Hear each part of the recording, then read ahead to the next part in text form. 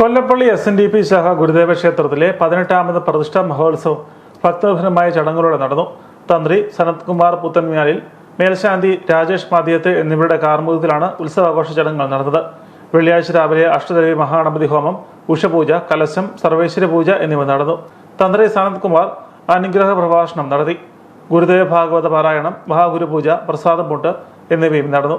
വൈകിട്ട് 6-ന് ഭക്തനിർഭരമായ താലപ്പൊലി ഘോഷയാത്ര സനീഷ് ചിറയിൽ അന്തിനാടിന്റെ വസതിയിൽ നിന്നും ആരംഭിച്ചു. രഥം, അർജുന നൃത്തം, കരകാട്ടം, ചെണ്ടമേളം എന്നിവയുടെ അകമ്പടിയോടെ നടന്ന താലപ്പൊലി ഘോഷയാത്രയിൽ നിരവധി ഭക്തർ പങ്കെടുത്തു.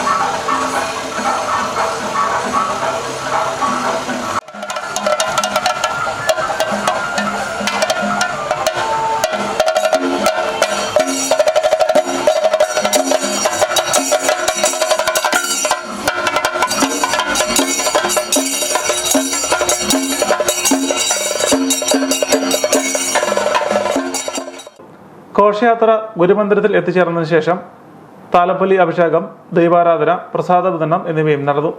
പ്രതിഷ്ഠാ മഹോത്സവ ചടങ്ങുകൾക്ക് ശാഖാ ഭാരവാഹികളായ സാബു കൊടൂർ, സുധീഷ് ചമ്മംകുളം, CT രാജൻ, വനിതാ സംഘം യൂത്ത് മൂവ്മെന്റ് ഭാരവാഹികൾ തുടങ്ങിയവർ നേതൃത്വം നൽകി.